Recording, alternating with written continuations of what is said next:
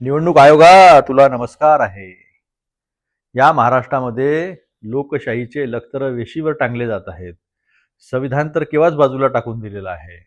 बिनधास्त नगरसेवकांवर अपक्ष असो, विरोधी पक्षाचे उमेदवार असो, त्यांच्यावर दबाव टाकला जातो आहे. पैशाची आमिष दाखवल्या जातो आहे. तुमचे धंदे पाणी बंद करू अशा पद्धतीच्या धमक्या देऊन देऊन फॉर्म वापस घेऊन अविरोध निवडणुका करण्याचा कार्यक्रम जो आहे तो महाराष्ट्रात बिनदिक्कतपणे सत्ताधाऱ्यांकडून चालू आहे.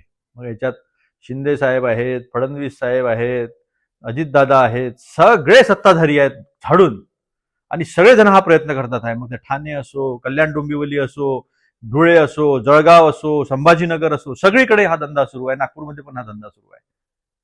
अरे कशाला घेता निवडणुका? लुटमारच करायची आहे. लोकशाही तुम्ही तशी संपवली. आता वोटचोरी करत होते, आता तुम्ही उमेदवारांची चोरी करत आहात.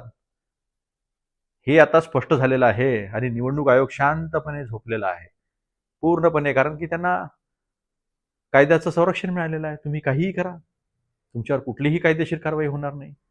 इतकं मोठं संरक्षण मिळाल्यावर बीजेपीची मदत खुलेआम सुरू आहे. वोटर लिस्टमधली काही चुका कमी करत नाहीत, बोगस वोटर बाहेर काढत नाहीत. आमचा अधिकार नाही. राज्य आयोगाला विचारलं तर केंद्रीय आयोगाकडे पाठवतात, केंद्रीय आयोगाला विचारलं तर ते म्हणतात की आमचा काही संबंध नाही. आहे कोणाचा संबंध? ट्रम्प करेल की शी जिनपिंग करेल की पुतीन करेल? किंवा संविधानाने तुम्हाला अधिकार दिलेला आहे.